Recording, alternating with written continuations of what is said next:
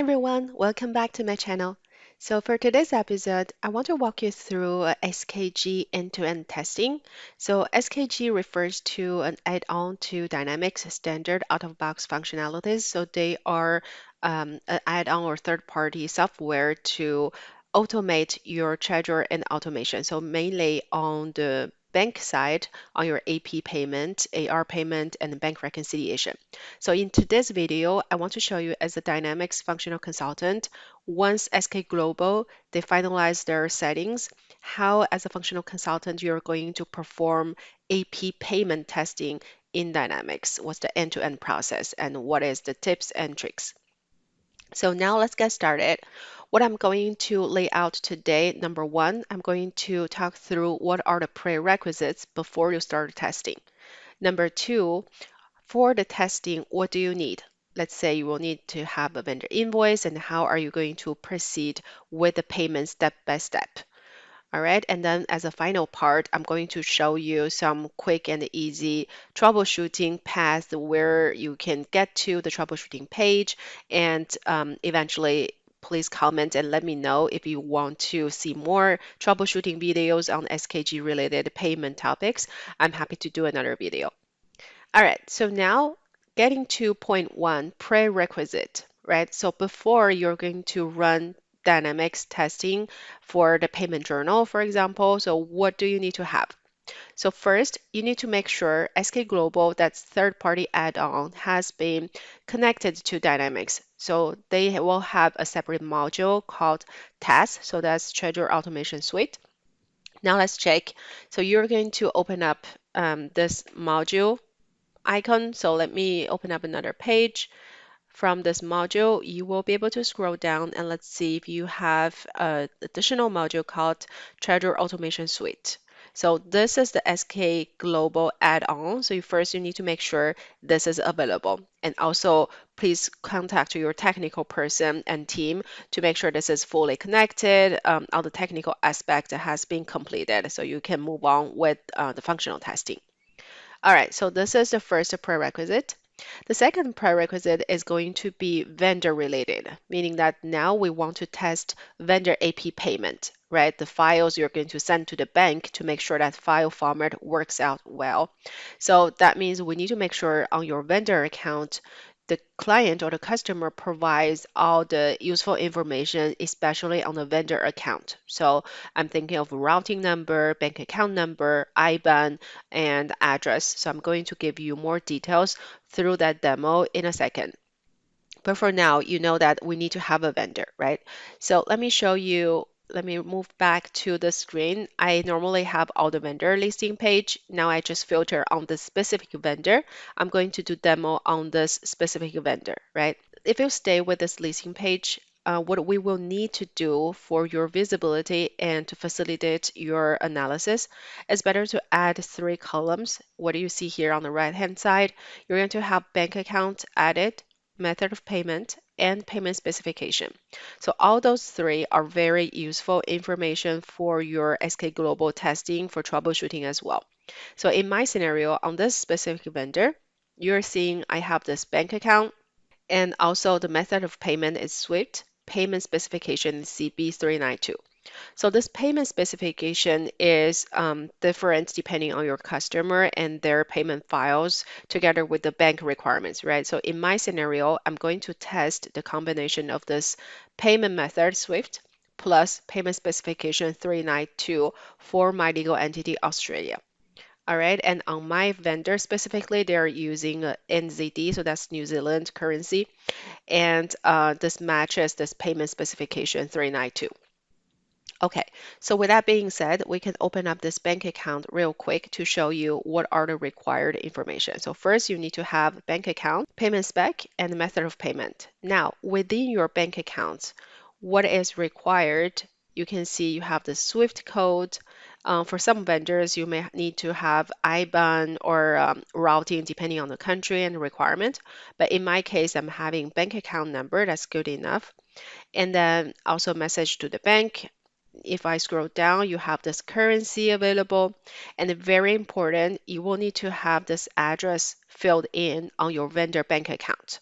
So this is the address of your vendor bank account, and especially that country code, New Zealand, is very important for SKG to process that payment file with the bank. So now we have covered the prerequisite for your vendor account. Now let's go back. So we can move on to the next step for an end-to-end demo. So now let's say I have vendor account ready with the real bank account information that you gathered from the client. To do the testing, first step, you will need to create an invoice before you can get to the payment journal, right? For that vendor invoice, ideally, you want to also reach out to the customer and gather a real life example. But for the specific case for Australia, there is less constraints. That means I can manually create a dummy data on my vendor invoice. So for that part, for the sake of time, I have already created an invoice beforehand on this specific vendor. But on that vendor, normally on that invoice, you will be able to see the method of payment and payment spec. That information came from your vendor master, what we just checked here automatically. All right, now let's say vendor invoice is done. We can move on to payment creation. So very straightforward. Let me go back to this tab and I will go back to my account payable module and then find my vendor payment journal. I'm going to create one new payment journal. And what I would recommend here is in the description box, it's better to type in your method of payment and the payment spec combination. So that way it's easier for you to trace back to see what journal is used to test what combination, right? So in my case, I'm going to see, okay, let's say bank account. I'll just use fake number 999 plus the payment spec, which is 392. This is what I'm testing, right? And then I can go to lines. Very straightforward. You're just going to follow the standard vendor payment process. Now, since we just have one invoice, I'm going to use this settle transactions function. So I will give my vendor account here. And then once it's processed, I will be able to use the settle transactions function instead of payment proposal, but it's also possible to use a payment proposal if you have multiple lines, right? So in my invoice, you can see I got this SKG test V2 invoice I just created, and with the credit amount. So I'm going to bring this into my vendor payment journal. All right, so real quick, now I'm going to scroll to the right a little bit so you can see now we have the debit amount, we have the currency, and now we need to check the offset account, right? So normally on your vendor payment journal, you can set a fixed offset account type, which is bank. But in my case, I'll just manually change that. And then offset account here, you're going to select your company bank account from which you're going to pay this vendor. So in my case, I'm going to use this AU2 bank account. Okay, and then for method of payment, you can see this is filled in Swift, and currently we're having a payment status as none, as expected, right? So now here comes the trick for SK Global. So normally if you are not using an add-on, what you're going to do is to generate payments directly from standard out-of-box function and then manually send this file to the bank or upload from the bank portal online, right? But within SK Global, the automation is you can directly process the file and send it to the bank through SK Global. So you don't need to do manual work to upload, right? And to do that, next step with SK Global, you are going to do a first check. So enter validate, similar to our validate function out of the box. You have this additional function, validate AP EFT. This is integrated from SK Global. So basically, this is to check whether your journal is correct, if we have all the necessary information for the bank to process. And if there's any error, it's going to give you, okay, now it's basically saying, okay, we have a subscription coming up, but it's not really an urgent or a journal related issue. So we have this journal check is okay. And next step, what we can do is use these functions and then click here change AP EFT state and send now. So this is basically to send the generated file directly to the bank through SK Global processing. All right, so now you can see we have update message saying the payment file will be created and sent to the bank using Bank Fabric. So Bank Fabric is a piece of SK Global. So I'll do OK. And then you're going to use this blue ribbon to see the status. So currently it's processing, and then once it's done, it's going to give you a result saying it's complete. So let's give a minute. All right, now you can see the message becomes successful, state was changed. So what does that mean? From here, you see the payment status is automatically updated to sent. That means you don't have any file generation issues, and that generated file has been sent to the bank through SK Global. This is exact the same end result or outcome if you're using a standard out of box, right? When you generate payment, the payment status also changed to sent. Okay, so from here, what is going to happen if you have an account connected to the bank and email address is set up correctly, you will be receiving a message or an email from the bank saying, okay, now here is the file you sent to us and we have processed, and here is the outcome. It is a pass or a fail. If it's a fail, what is the issue, why we are rejecting, right? So if you are not on that email list, there is another way for you to check, because normally as a consultant you're not always added to the business side of list, right? So quickly, technically, you can also check and confirm this file is successful. So basically you will come back one, and you see this journal. If I scroll to the right, you can see the status changed to transferred. This means file sent to the bank, and there is nothing you need to do further in Dynamics. And once that payment file has been processed by the bank and approved, then this journal will be automatically posted. So under this not posted section here, you will no longer see this journal. Now we still see it because normally it takes maybe a few minutes or a few hours depending on the file and the bank connection. But once it's done, you will need to switch to posted. And then from there, you can see all the payment status transferred and it's already posted. So that means, okay, this one has been approved by the bank. Okay, now another thing I want to highlight is, let's say in case you have an error on that file. So basically you can go back to not posted and see if this payment state changed from transferred to ready. That means, okay, your file has been rejected by the bank. And there may be many error message types, and depending on that, you can have different fixes and different way of troubleshooting. Again, if you're interested in that part, I'm happy to do another separate video focusing on the troubleshooting. But for now, I just want to show you the path where you can use to get to that error message and start your troubleshooting. So now let's say, okay, two things, right? Number one, if this file is successful, meaning the status is transferred, you can send or verify the generated payment file from this journal automatically in case for storage or just need to communicate the file number. So let me show you. This one is what we just tested, right? 999 plus 392. This is the payment spec. And I can open this journal up. And within this journal, to navigate to find that outbound file, you're going to use this inquiries option. So before we get there, I just want to clarify the concept of outbound files and inbound files. So normally when you finish the testing, generating a file, send it to the bank through SK Global, we call this file outbound file because you generate from Dynamics and send it out of the system to the bank. However, when the bank rejects or receives or approves that file, you will be able to check the status as well from this journal. But in that case, that falls under the inbound file because you received the file from outside of the system, but you can check that in the system. So that's inbound, right? So in my case, anyway, I need to open up this inquiries and use this AP EFT snapshot.